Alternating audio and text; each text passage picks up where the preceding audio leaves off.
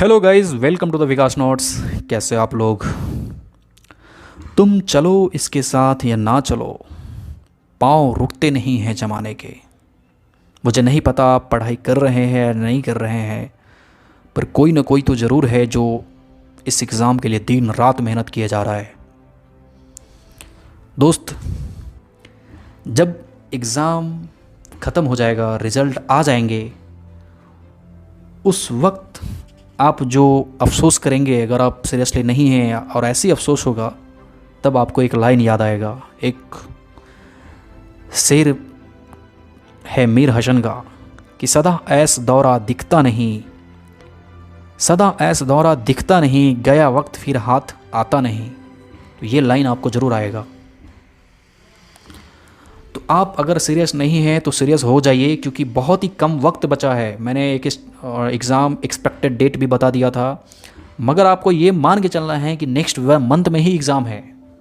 और आपको ऐसा क्यों मानना है? तो देखिए, ये प्रैक्टिकल है, ये प्रैक्टिकल बातें हैं। आप इसको लिख लीजिए कहीं पे कि जब कोई काम आपके सर पे होता है, अर्जेंट होता है, तो आप जो हैं पूरी पोटेंशियल लगा देते हैं उसको पाने के लिए, पूरी पोटेंशियलाइज हो जाते हैं आप,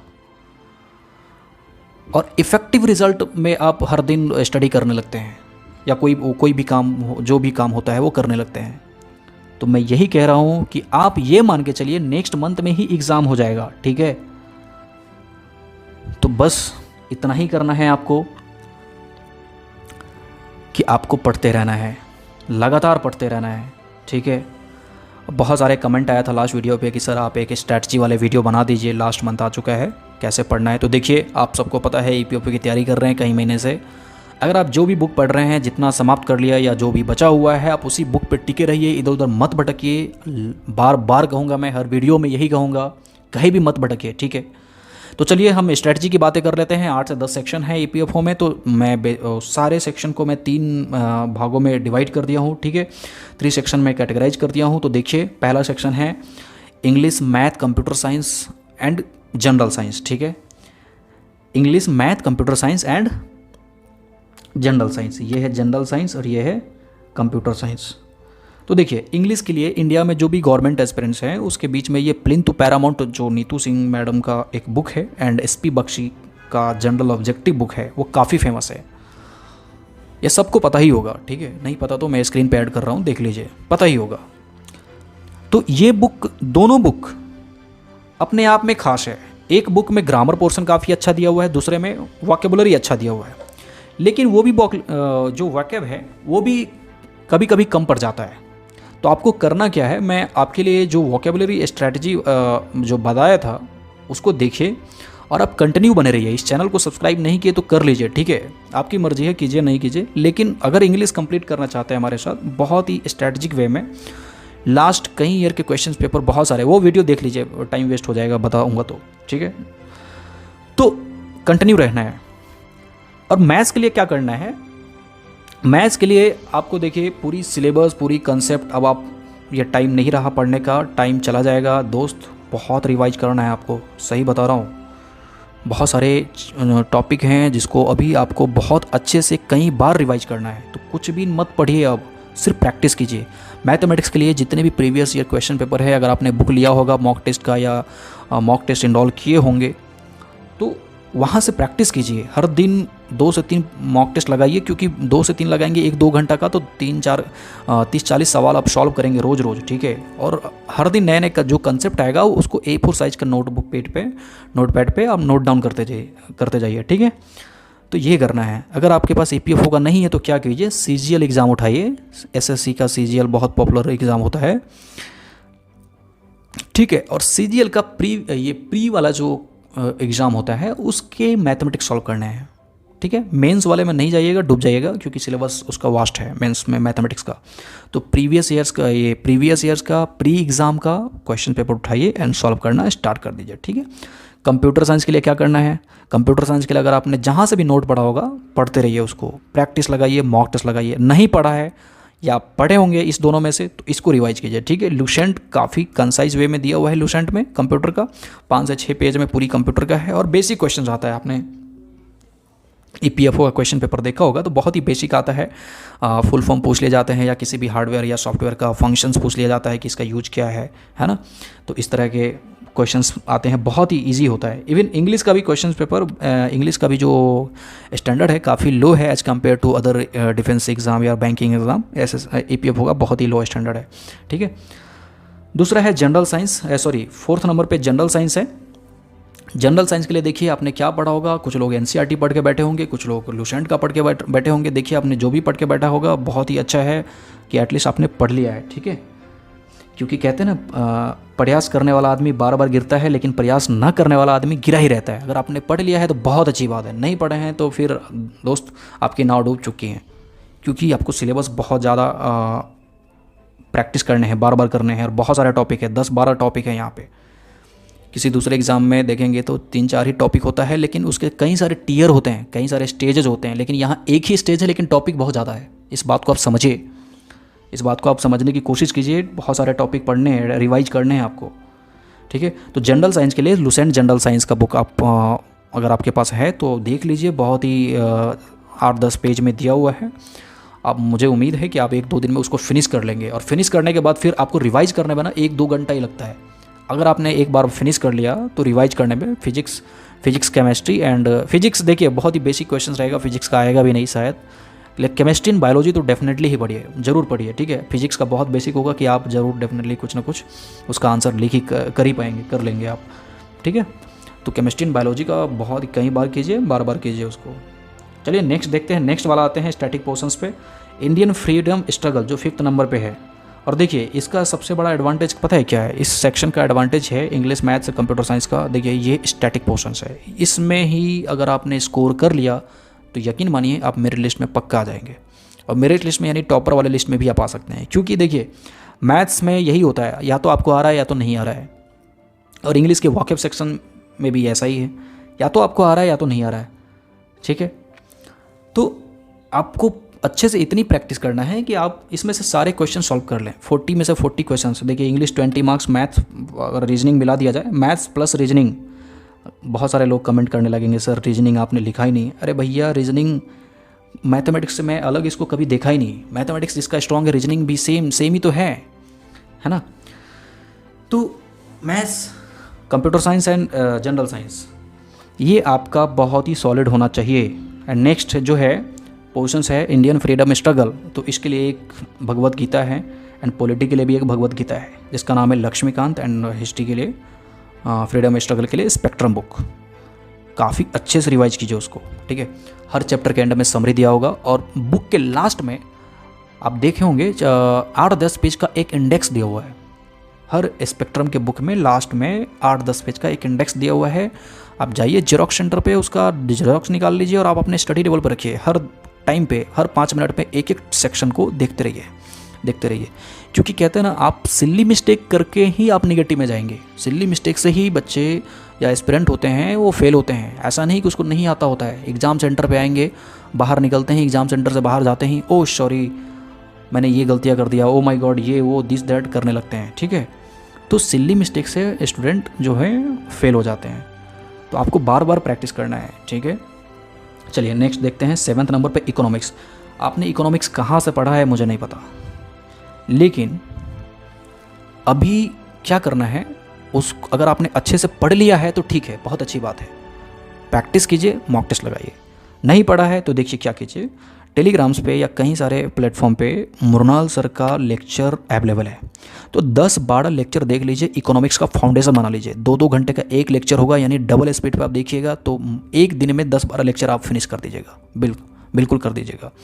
अगर आप सीरियस एस्पिरेंट है तो एक जरूरी कर दीजिएगा, 1-2 दिन काफ़ी होता है। एंड उसके बाद करंट अफेयर ज़्यादा पढ़ना है इकोनॉमिक्स में, ठीक है। करंट अफेयर बहुत ज़्यादा पढ़ना है मेरे दोस्त। 1 साल का तो करंट अफेयर पढ़ना ही है इकोनॉमिक्स का। कहाँ से पढ़ना है तो मैंने ये सोर्स लिखा हुआ है। ओनली IAS एक वेबसाइट है, आप बहुत लोगों को पता होगा, जो UPSC एस्पिरेंट होंगे उनको पता होगा, नहीं होंगे उसको भी पता होगा, क्योंकि बहुत ही पॉपुलर वेबसाइट है, चैनल है ना। उसकी एडिटोरियल डिस्कशन भी आता है यूट्यूब सब पे, आप देखते होंगे शायद।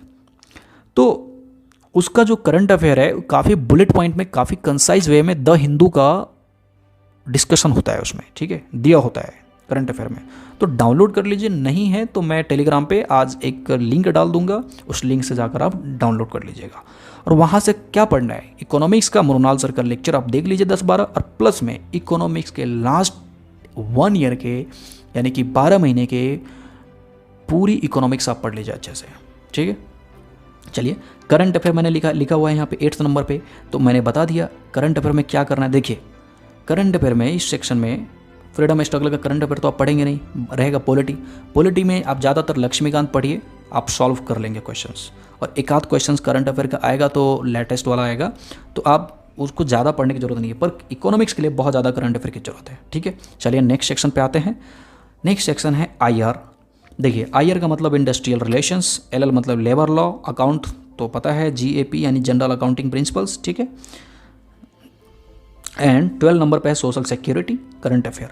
तो IR के लिए देखिए, आपने कहाँ से पढ़ा है मुझे नहीं पता, लेकिन मार्केट में एक बुक अवेलेबल है अफरोज़ अख्तर का, बहुत ही अच्छे तरीके से उसमें काफ़ी टॉपिक वाइज दिया हुआ है, बुलेट पॉइंट में दिया हुआ है, उसको बार बार रिवाइज करने का करना पड़ेगा आपको। अगर आपने नहीं किया है तो बहुत जल्दी हो जाएगा ये, क्योंकि बुलेट पॉइंट में है ना, तो पढ़ने में आपको मज़ा आएगा और ईजिली समझ में आएगा, क्योंकि बहुत मोटे बुक हैं, थ्योरी वाला मार्केट में अवेलेबल है या टेलीग्राम सब पे शेयर हो रहे हैं इधर उधर, मैंने भी देखा है 1-2, लेकिन बहुत ही हेक्टिक है। आप पढ़ने के लिए बैठेंगे तो शायद नहीं पढ़ पाएंगे, फिनिश नहीं कर पाएंगे एट द टाइम पे। तो अफरोज़ अख्तर का बुक है, बहुत ही आपको 150 से 200 में मिल जाएगा, काफ़ी अच्छा बुक है। वहाँ से 2 सेक्शन आप कर लीजिएगा बार बार प्रैक्टिस करके या करंट अफेयर से लिंक करके, तो मोर देन सफिशेंट है, ठीक है। नेक्स्ट टॉपिक है जनरल अकाउंटिंग प्रिंसिपल। तो देखिए, मार्केट में दिशा पब्लिकेशन का बुक अवेलेबल है। अगर मैं मार्केट की बातें कर रहा हूँ तो मेरा मतलब है कि इंटरनेट पे भी अवेलेबल है, आप डाउनलोड कर लीजिएगा। ऐसा नहीं कि आप चले जाइएगा मार्केट में बुक लेने, पुलिस का डंडा खा के वापस आना पड़े आपको आपके शहर में अगर लॉकडाउन होगा तो मुश्किल हो जाएगा फिर। मार्केट बोल रहा हूँ तो आप समझ जाइए, मैं इंटरनेट की भी बात कर रहा हूँ कि इंटरनेट पे भी अवेलेबल है, PDF आप डाउनलोड कर सकते हैं। नहीं मिलेगा तो टेलीग्राम जिंदाबाद, टेलीग्राम पे मिल ही जाएगा, ठीक है। नहीं, और वहाँ भी नहीं मिलेगा तो फिर मेरे पास है, आप कमेंट कीजिएगा, मैं दे दूंगा आपको, व्हाट्सएप पे दे दूंगा या तो टेलीग्राम पे दे दूंगा।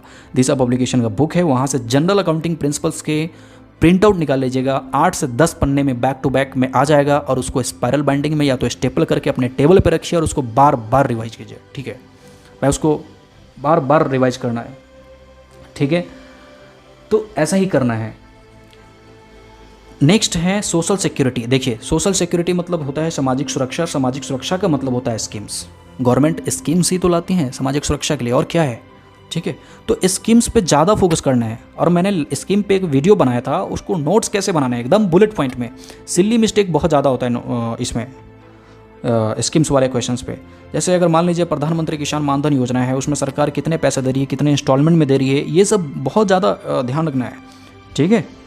कि प्रधानमंत्री किसान सम्मान निधि योजना है, जिसमें 6,000 रुपये अगर गवर्नमेंट अगर मान लीजिए दे रही है, तो कितने महीने पे दे रही है, आपको ऑप्शन में दे देगा कि हर 3-3 महीने पे दे रही है, हर 2-2 महीने पे दे रही है, हर 6-6 महीने पे दे रही है। तो इस तरह से आपको कन्फ्यूजन में आप पड़ जाएंगे अगर आप सही तरीके से केयरफुली नहीं पढ़ेंगे तो क्या करना है, जितने भी स्कीम्स हैं उसको बुलेट में नोट बनाइए, खुद से बनाइए A4 साइज के सीट पे, और बार बार रिवाइज कीजिए उसको, ठीक है।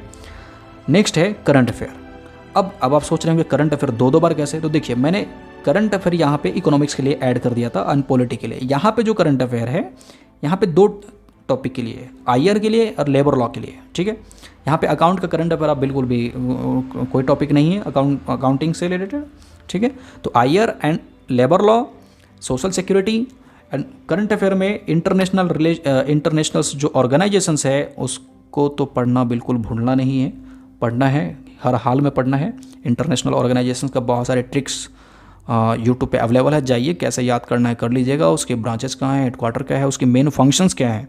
और मेन फंक्शंस तो है ही, इस industrial relations and labour law से रिलेटेड जितने इंटरनेशनल ऑर्गेनाइजेशन है, क्या क्या सेक्शंस ऐड किए हुए हैं, क्या क्या फैसिलिटीज़ प्रोवाइड किया हुआ है, कितने ऑर्गेनाइजेशंस हुए, कन्वेंशंस हुए, कि क्या क्या रूल्स दिए गए हैं, कितने लॉ बनाए गए, ये सब देखना है, बहुत अच्छे से देखना है, ठीक है।